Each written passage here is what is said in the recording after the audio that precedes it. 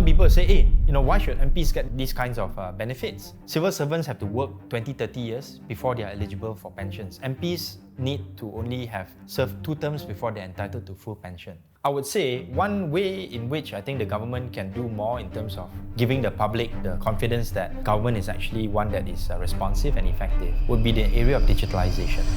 Yo, what's up everyone? Welcome back to this episode of Mr. Money TV, and today is a special episode because we have a guest, Dr. Ong Kian Ming, to share with us about budget. Thanks for having me. I'll try my best to answer, and given my position now as not a frontline politician, I think it'll be easier for me to answer the things that you want to ask. So, Doctor, I would like to ask you, in your previous experience, you also did help out in budget implementation, designing the budget and so on back then when PH was first time in power. So, what are actually the difficulties in actually constructing a budget? When you talk about budget preparation, I had already been exposed to that as an opposition MP because I was part of the Pakatan Harapan Alternative Budget Committee for a number of years. So I already studied the budget. I know the kind of structure of the budget before PH became government. So when we proposed different alternative budgets, we had already said, okay, maybe we increase allocation a bit more here. We increase taxes a bit more there, like we proposed a wealth tax, a capital gains tax. Of course, at the time, we didn't know the implications in terms of the feedback from the market. But it was a good exercise for us in terms of being able to train ourselves to think like as if we were in government. So that's one. When we were in government, I think the realization was that there are not that many things that we can change from tax and also revenue perspective. So if I had my way, I would have preferred to start the budget from clean slate, so to speak. But you can't. There's certain salaries that you have to pay. There's certain allocations already there for the different ministries. There's certain allocation that you need to put to build schools, hospitals on the development side of things. So the kind of policy space that you can operate in is relatively limited. And that's where some of the innovations come in. I'll talk about that later. But in terms of the structure of the budget, right, you have to pay government salaries, you have to pay pensions, you have to pay the interest service on government debt. You have to, also have the development expenditure. You have to pay subsidies as well. So what is left over, right? Actually, not that much room. Maybe about 20% of the budget that you can play around with in terms of the actual money. Oh, that little, huh? 20% of the overall is actually the only parts that's left. 20-30%, there's some space that you can adjust. Unless you want to do things like, okay, I'm going to do subsidy rationalization. So, for example, budget 2024, about 80 million is going to be paid for different sorts of subsidies, mostly petrol and fuel subsidies. So, if let's say you're willing to say, okay, from the 80 million, I'm going to reduce that subsidy bill to maybe about 80 billion to about, let's say, 20 billion. Then you have 60 billion that you can play around with. I can say, okay, out of this 60 billion, I'm going to allocate part of it to B40 and M40 to help them cope with the rise in petrol prices, for example. And then another portion I'm going to give to the Ministry of Health because the doctors are struggling. And then another portion I'm going to give to enhancing public transportation. Right. So, but then you have to make those hard choices. And then, of course, there's also another way of doing this. This is on the expenditure side. If let's say I want to raise more revenue, then I have to raise more taxes. Introduce GST, introduce luxury capital tax. gains tax, luxury tax, and then you say, okay, estimate how much more we're going to collect, and then from there, then we allocate the expenditure accordingly. So it's really not too different from personal finance where you try to save here, like maybe you eat less here, eat out less, that kind of stuff, and then trying to make up that money to cover other The areas. difference is, if you are government, you can run a deficit, right? If you are personal finance, if you are spending money yourself, you can run a deficit on your credit card, but ultimately, there will be some problems there, right? So I'm sure your personal financing sponsors also, would be able to come in and help with that kind of management. Yeah, but government can, right? So I want to ask, right? So yes, it's about cutting here and there actually in order to create more budget to play around with. Now, definitely when it comes to cutting more, there are a lot of areas that we can talk about cutting. Like for example, there were already people talking about part of like expenses for emoluments, including pension and so on. The other day there was this whole talk about, wow, how come pension for MPs and ministers is so high and then stacked up upon one another? Like, is there any way to reduce that? But here's the thing, right? Before we even go into that part, is that it's very hard to balance. This is what I realized. Because let's say you want to create more money for development, for B40 or so on, then you want to talk about rationalization of subsidy, which certain party will be unhappy again. So it seems like there's no one way to make sure that everyone is happy. So the devil is always in the detail, and you need to be able to understand what we're talking about here when people are talking about emoluments, pensions and things like that. Okay, so for the emoluments, basically these are the salaries that you have to pay to the civil service. Those are more or less fixed already. It will be difficult to cut the number of civil servants. And I do want to say that actually in certain areas, we actually need more civil servants. For example, in the Ministry of Health, we are severely lacking in specialized psychiatrists, for example, to treat mental health conditions, clinical psychologists and things like that. So we actually need to expand in those areas. In other areas where, for example, the number of students in schools actually are going down in national schools because the population pyramid has already started shrinking, right? So in that sense, there may be room for some consolidation of certain teachers, but then people will say, okay, you may reduce teachers in some areas, but you need more specialized teachers to take care of those who OKU, who have learning disabilities and all that kind of stuff. So the devil is always in the detail in terms of how you want to structure the civil service. And of course, now the PM has already said they are doing a civil service sort of like relook at the pay structure and all that. I'll come back to that later. So that's going to be completed in 2024. And that will probably have an implication in terms of how much more emoluments we need to pay out. That's one. Then the second one is pensions. Okay, so here, I think it's good for me to explain a couple of things. When you talk about pensions for MPs, for ministers and all that, it's not stacked one, you know. So I'll be a good example. I was an MP for 2 terms. I was also a deputy minister. So I don't get 2 pensions. I don't get like a deputy minister pension. I don't get an MP pension. Oh. I will get a pension as an MP, and then because I was a deputy minister, there's a little bit of a top up. Or if you're a minister, there's a little bit of top up as well. It's not as if like I get 10,000 ringgit as a pension for an MP, and then I get another 10,000 ringgit from my deputy minister position, right? So you have to understand that it's not stacked up like that. Some people say, hey, why should MPs get these kinds of benefits? Civil servants have to work 20, 30 years before they are eligible for pensions. MPs need to only have served 2 terms before they're entitled to full pension. Okay, so there are pros and cons to this.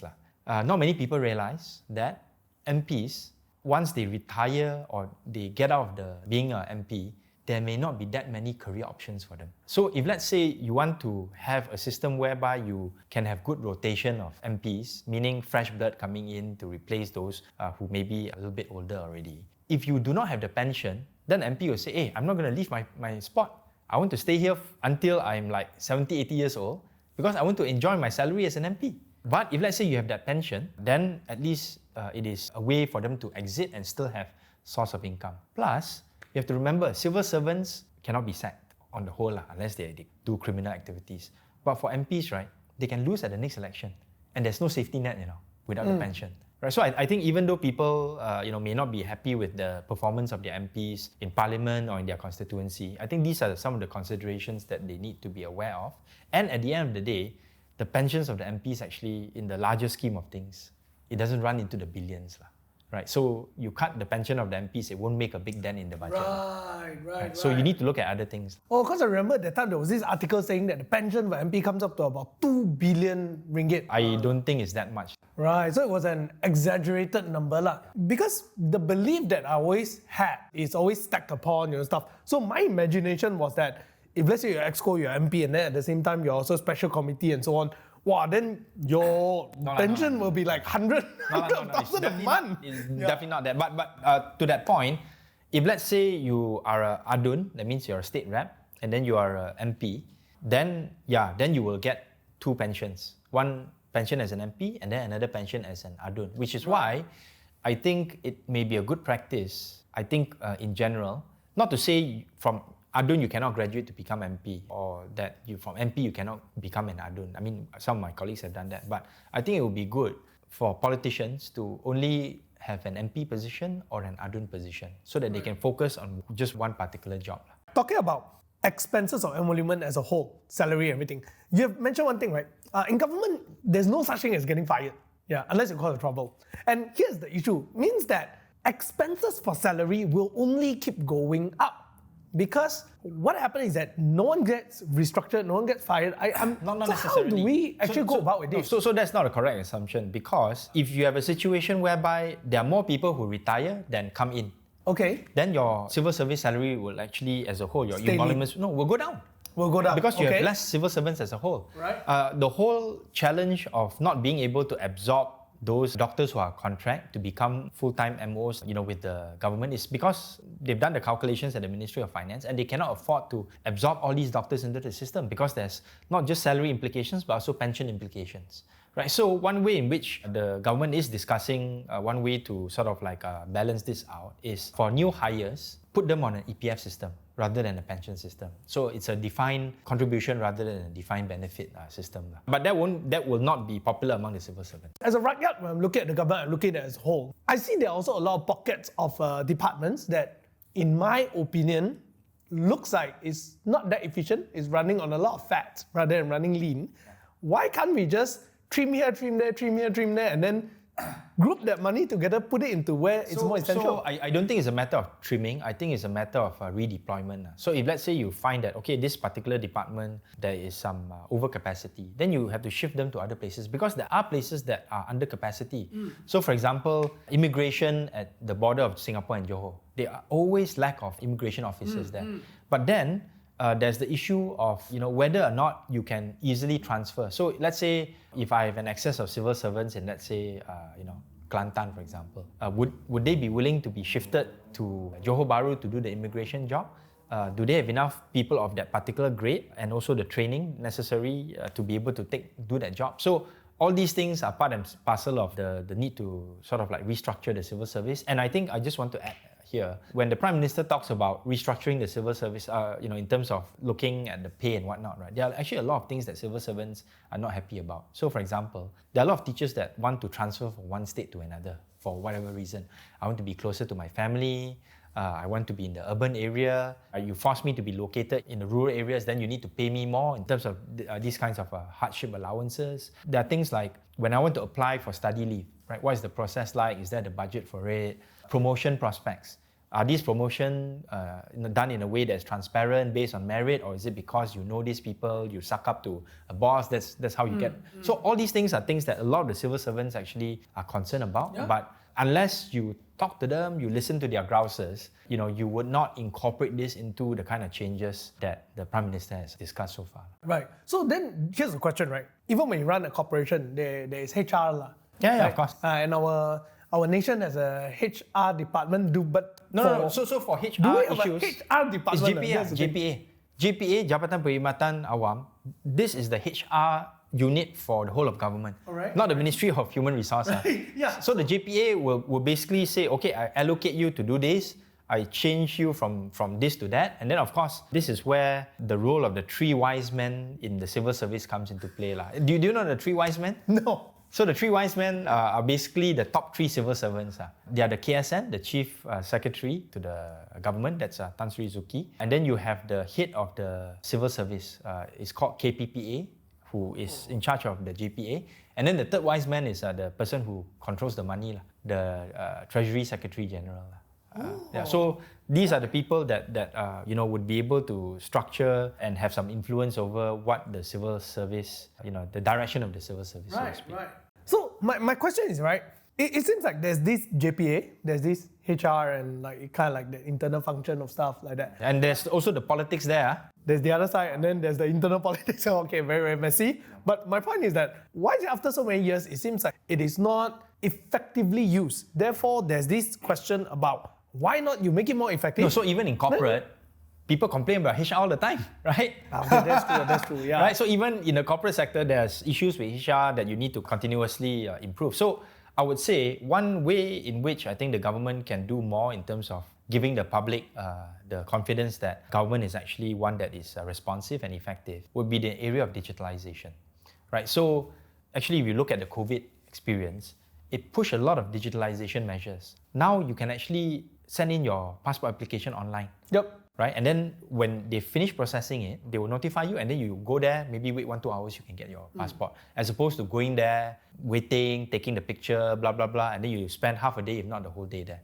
Right? So when you have these kind of processes, right, then people can see, oh, actually the government is quite efficient. And if let's say more of these kinds of digitalization initiatives can be done and the public service delivery improves, then I think people will be saying, okay, I know that this money is well spent in terms of emoluments and stuff like that. And I think people would have a higher confidence level. So I want to move on to the next part, which you actually recently wrote an article on The Age as well, right? And a lot of it was focused on the area of implementation and measurement, which is totally in line with something that I've always thought about. In fact, the last time when I interviewed Tengku Zafrul, the previous MOF minister as well, I did ask him about what about any measurement in place? And anyone asked me about how to run the government better, in my opinion, I always think that measurement is the most important because every year we have budget.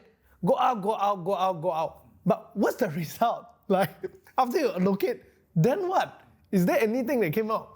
So what are your thoughts on this? Okay, so I will separate out implementation and measurement, as separate topics. So when I talk about implementation, the example that I gave in the article was that you need the Ministry of Finance in most parts to lead the discussion on how some of these policy announcements and initiatives are going to be structured, are going to be implemented in terms of the details. So for example, the luxury tax.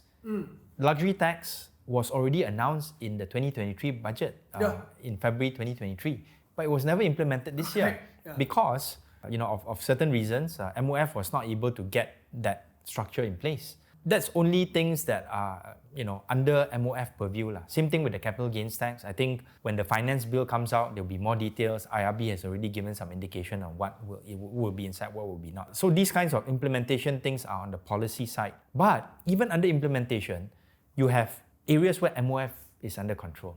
They can control. But there are other things that is not under MOF's purview. So, for example, the revision of MM2H. That has been discussed since last year, right? But there's no implementation details this year. So, Prime Minister has put in the budget, MM2H going to be reviewed, more acceptable kind of conditions and terms. Maybe reverting back to the old one, maybe with a tiered system. But you need the Ministry of Tourism and the Ministry of Home Affairs to discuss this. In the past, MM2H was under Ministry of Tourism. But then, when PN came into power, that was taken and put under Ministry of Home Affairs, under Immigration, and the conditions were increased significantly. You needed to have a monthly income of $10,000, which most retirees coming to Malaysia won't have. So if let's say you are going to have this improvement in MM2H, you need to actually decide, is it going to be immigration or is it going to be tourism that's going to handle this? Both have their pros and cons, but it's a decision that the two ministers have to come down, sit together, and then if they can't agree, then they have to go to PMX and he has to make a decision. Right. So that's the implementation part, right? And another area that I'm very passionate about is allowing foreign students who are in Malaysia, who have studied here, to continue to work in Malaysia. So that policy has been announced. But implementation, you need Ministry of Home Affairs, Immigration, you need Ministry of Human Resources, maybe under Talent Corp, and then you need the Ministry of Higher Education as well, in terms of being able to say maybe some critical courses or which kind of a student profile that we want. So again, that requires coordination, right? So that's the implementation part. The measurement part is separate, right? So measurement part, you need to be able to have discussions on what are the things that you want to measure. Right, so if let's say I'm going to give out these grants, I'm going to give out these matching grants to entrepreneurs under the different ministries, I'm going to give out digitalization grants that different ministries have. What is the time frame that you want to measure? Right? Is it after 2 years, after 3 years? Right, so all of these things are supposed to be done under outcome-based budgeting, OBB.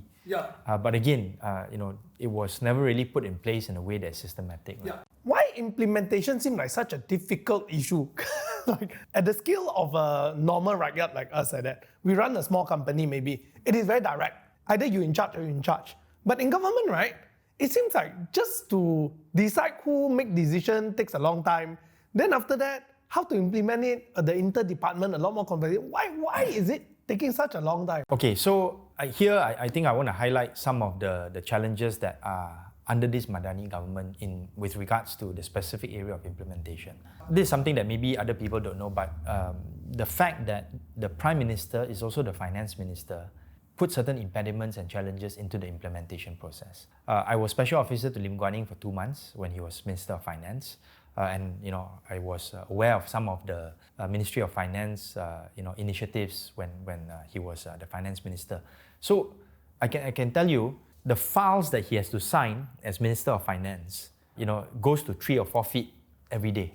Every day. Yeah, so things like every day. You don't know, you wouldn't know these things, but things like, for example, if there's going to be a new CEO that's going to be appointed for a local bank, you need the Minister of Finance sign off. So he has to get briefed, who's the candidate, look at the CV, blah blah blah. These things take maybe like 5-10 minutes, right? And then you have don't know how many files.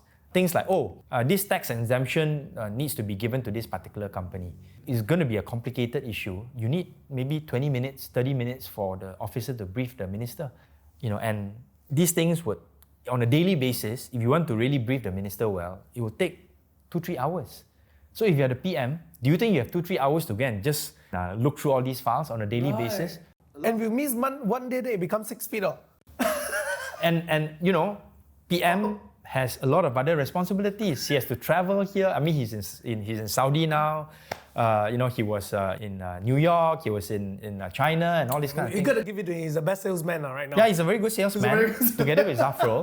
But this is where I will make this recommendation. I think for budget 2024 to be implemented properly, you actually need a second finance minister to be able to do this kind of signing off on all the more basic stuff and all that. So some people have asked me, why can't you have 2 deputy finance ministers there? Why can't they do this? They can't, because by law, a lot of these things can only be approved or signed by the minister. Right? So it's tough, and I know the 2 deputy ministers are working hard, Stephen Sim and they are. But they have those limitations by law. Have Malaysia ever had a scenario where we have 2 finance ministers? Many times. When Najib was finance minister, he appointed Dato' Johari Ghani, who is now the Titi Wangsa MP, as his second finance minister. So he has the right to sign off stuff? Yes. And when Mahathir was a finance minister at one point in time, Tan Sri Muhammad Yaakob was his second finance minister. So this is not something that is uncommon in the Malaysian context. So could this be a possibility for Malaysia in the near future? I think this is something that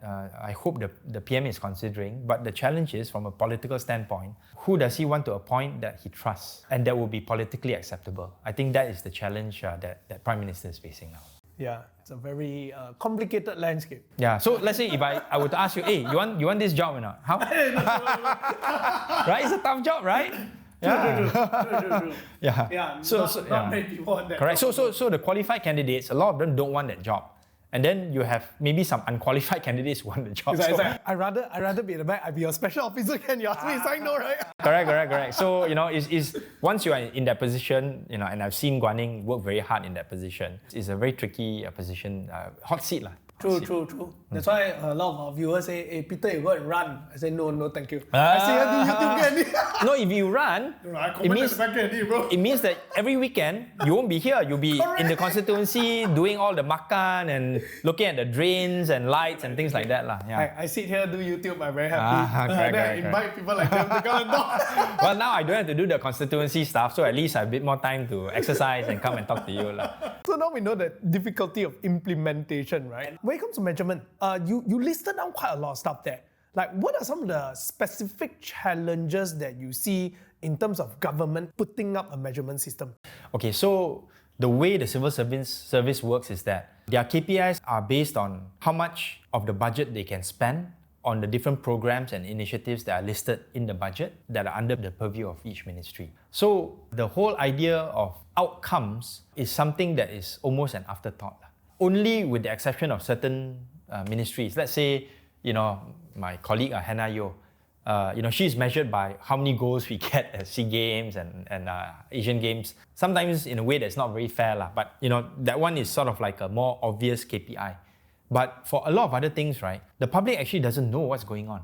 Digitalization grants, for example, under MDEC, or Industry 4.0 grants under MITI.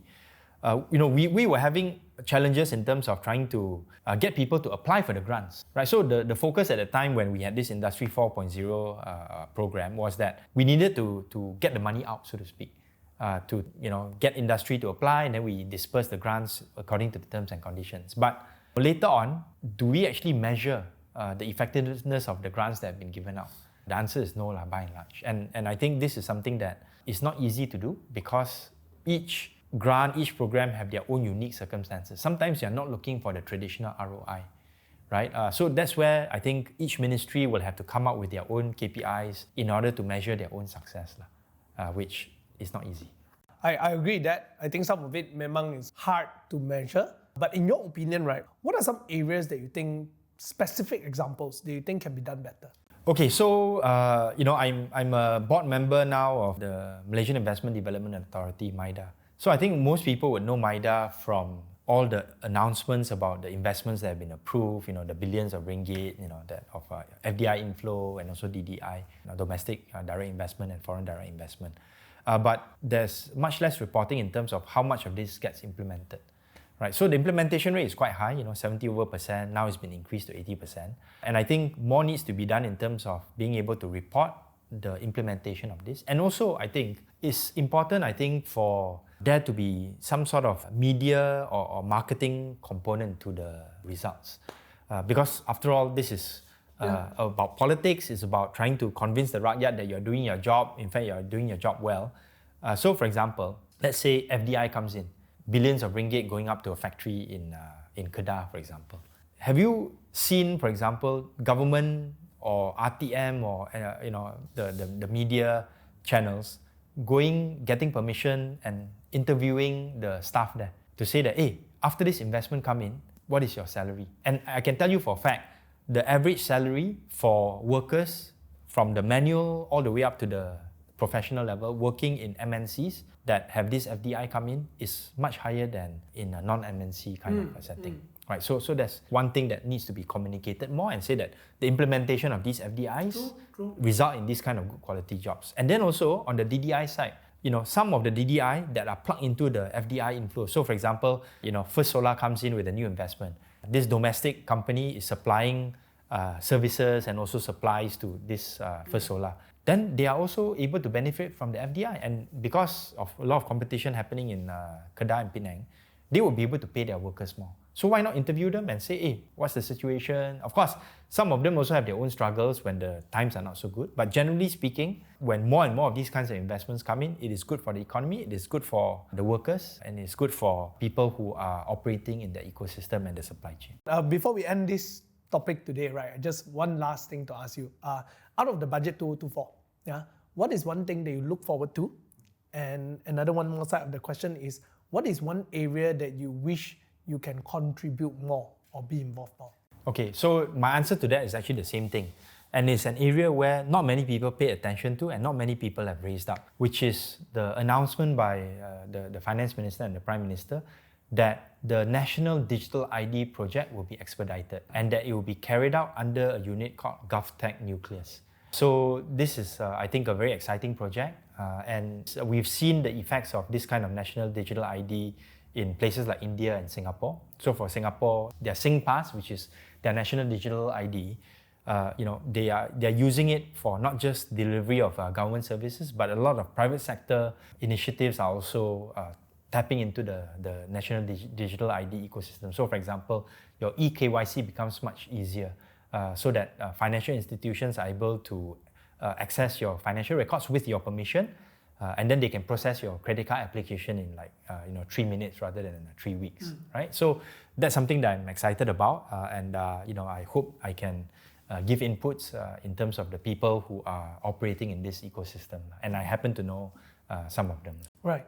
To touch a little bit on that, so that we can also help the people understand what's this national ID thing, right? What is the potential of this? What do you see it as the full-scale benefit for a country when this can be implemented?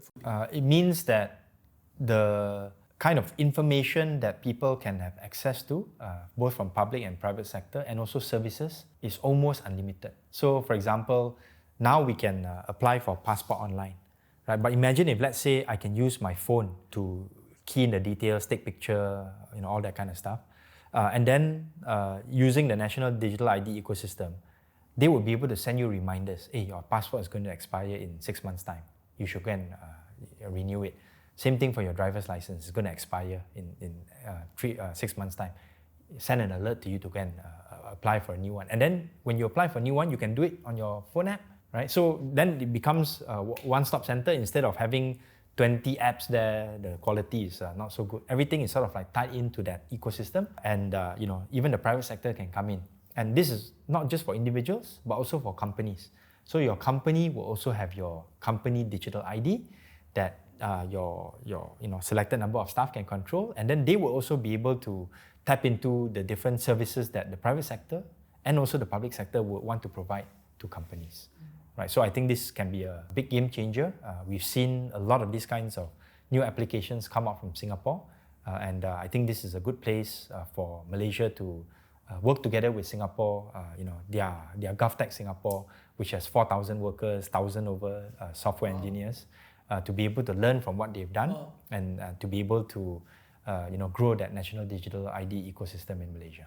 Oh, it's actually very powerful because if you're actually doing that, it's literally a backbone of infrastructure backbone with data. Software and data information. Yeah, and for me, if I were to see it that way, it can literally increase government revenue because all you need to do is just tap into that and you charge a fee and so for example, people need, right? So the government is trying to roll out this e-invoicing system, and that is, I think, a precursor towards a possible better implementation and more transparent implementation of the GST in the future.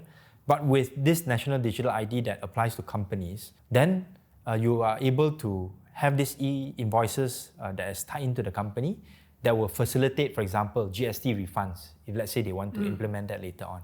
And then also, with this kind of more transparent financial flows and information flows, you should be able to get access to better credit lines and better rates as well, because the banks will be able to see, hey, your credit history is all there for me to see. And it's all electronic. I don't need to go and refer to your physical invoices and other stuff that is of the physical nature. This is when government goes into fintech. I mean, they enable the fintech ecosystem to be able to tap onto this digital infrastructure. I would be very happy if, let's say, government turned that into a for-profit organization for the nation. Not for I think that one got pros and cons. But I think the main thing is to get it out, get as many government agencies on board as possible so that there's incentive for people to sign up for this. And then after that, then the private sector will also come in. Yeah, I think it's easier to implement a lot of policies as well. Yeah, it'll be much more easier. Yes. So thank you very much, Dr. Ong. Thanks for having me. We look forward to see you again. Sure. Yeah. Any last words to our audience in terms of what should they prepare themselves or brace themselves for the next year? Okay, I think Budget 2024 is just one of the many policies that the government has announced.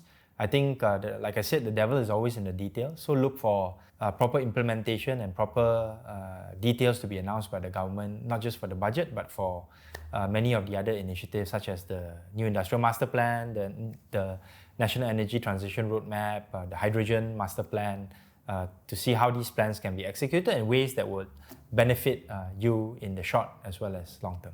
Thank you very much, Dr. Ong. So for those of you guys who have heard this today, if you enjoyed this particular episode, do hit the like and subscribe button. And I believe all of you all definitely have a lot of comments as well, right? So leave it down in the comment section and share with us what are your thoughts after hearing from Dr. Ong and also hearing about the Budget 2024 that's tabled recently. See you next week.